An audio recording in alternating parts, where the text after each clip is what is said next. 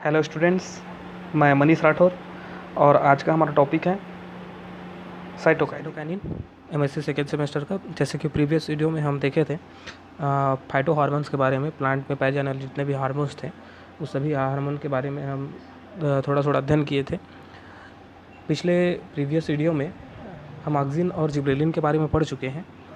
अब हम आज स्टडी करेंगे साइटोकाइनिन्स, फाइटो हार्मोन्स के बारे में कि साइटोकाइनिन होता क्या है और इसका क्या क्या उपयोग होता है, स्ट्रक्चर कैसे होता है और कैसे इसको प्राप्त कर सकते हैं। इस चीज़ों के बारे में आज हम इन पॉइंट्स के माध्यम से अध्ययन करेंगे। ये सभी पॉइंट्स यहाँ पे दिए हुए हैं, ये जो डिस्प्ले में दिख रहा है, इस कंटेंट के माध्यम से हम साइटोकाइनिन को अध्ययन करेंगे। तो सबसे पहले हम साइटोकाइनिन के इंट्रो के बारे में देख लेते हैं कि साइटोकाइनिन होता क्या है। साइटोकाइनिन या फिर इसे काइनेटिन भी कह सकते हैं, और यह ऐसे वृद्धि नियंत्रक पदार्थ होते हैं जो कोशिका के विभाजन के लिए उत्तरदायी होते हैं। ये जो साइटोकाइनिन होते हैं ये एक प्रकार के वृद्धि नियंत्रक पदार्थ होते हैं जो वृद्धि के लिए सहायक होते हैं, और यह कोशिका को विभाजन के लिए प्रेरित करता है। अगर हम बात करें ये इसके हिस्ट्री के बारे में, तो सबसे पहले जेबलोस्की एवं इश्कुक नामक साइंटिस्ट ने एक तंबाकू के तने की पर्व का संवर्धन किया, और पर्व का संवर्धन करते समय उन्होंने देखा कि जो वेस्कुलर टिश्यू होता है उसमें एक पदार्थ उपस्थित होता है, और उस पदार्थ को देखते ही उन्होंने सोचा और उन्होंने बताया कि उस पदार्थ के प्रभाव से जो वेस्कुलर टिश्यू में पीत की जो कोशिकाएं होती है उस कोशिकाओं का विभाजन होता है। अब विभाजन कैसे होता है और किस तरीके से होता है, इसको बताने के लिए और साइंटिस्ट थे, उन्होंने भी अपना अपना सहयोग दिया और उन्होंने बताया।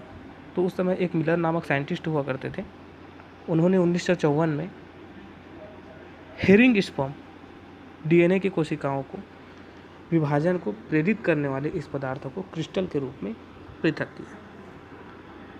सन 1956 में मिलर और उसके सहयोगियों ने सेल डिवीजन को प्रेरित करने वाले जो हार्मोन्स होते हैं उस हार्मोन को काइनेटिक नाम दिया, क्योंकि वो सेल को विभाजन करने में सहायता प्रदान करते थे, प्रेरित करते थे, इसलिए उसे काइनेटिन नाम दिया।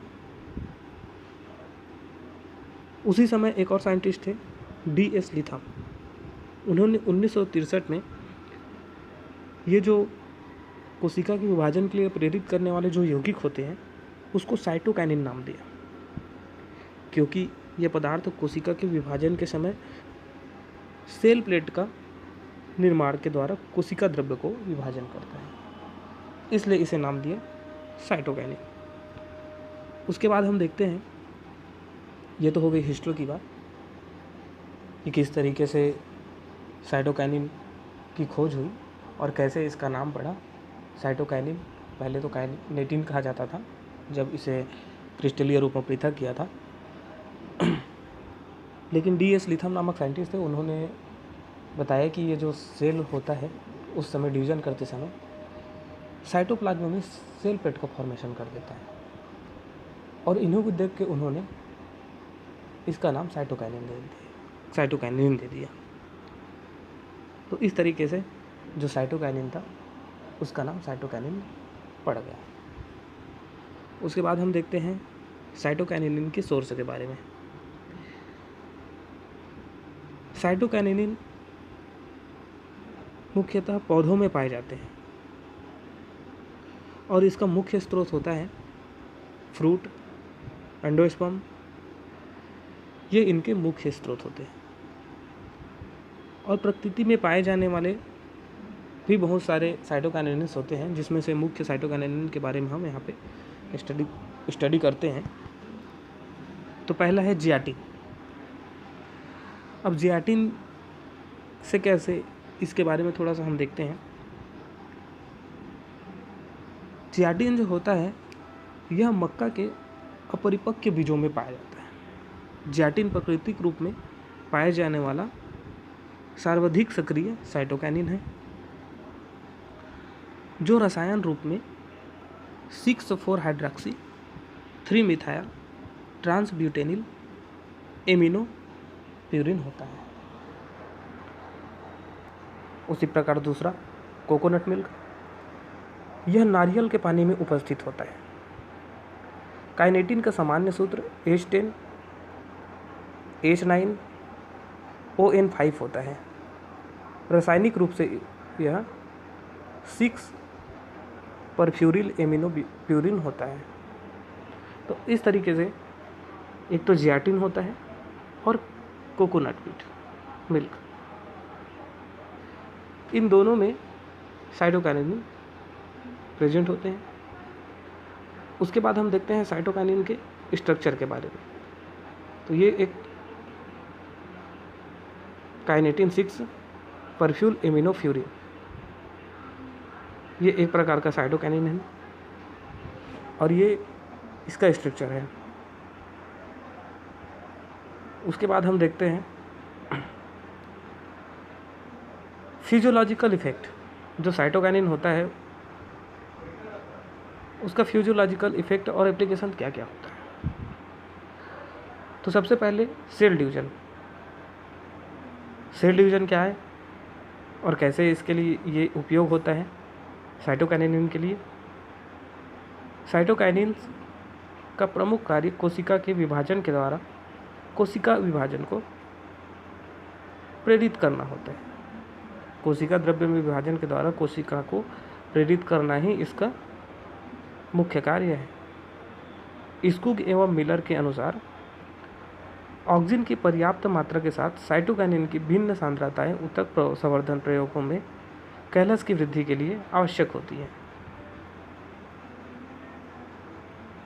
कोशिका का जब विभाजन होता है तो उसमें निम्न स्टेप्स होते हैं। डीएनए का संश्लेषण होगा, माइटोसिस होता है और साइटोकाइनेसिस होता है। और यही साइटोकाइनेसिस के समय जो कोशिका द्रव्य होती है उसमें सेल प्लेट का फॉर्मेशन होता है और सेल प्लेट का फॉर्मेशन होने के बाद वह कोशिका को 2 पार्ट में डिवाइड कर देता है, उसके साइटोप्लाज्म को डिवाइड कर देता है। और इस तरीके से जो साइटोकाइनिन हार्मोन जो होता है वो सेल को डिवीजन करने के लिए उत्तरदायी होता है। उसके पश्चात हम देखते हैं कोशिका का दीर्घीकरण, सेल इलोंगेशन।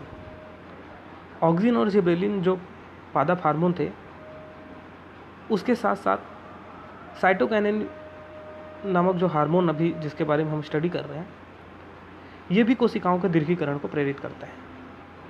इस प्रकार कोशिका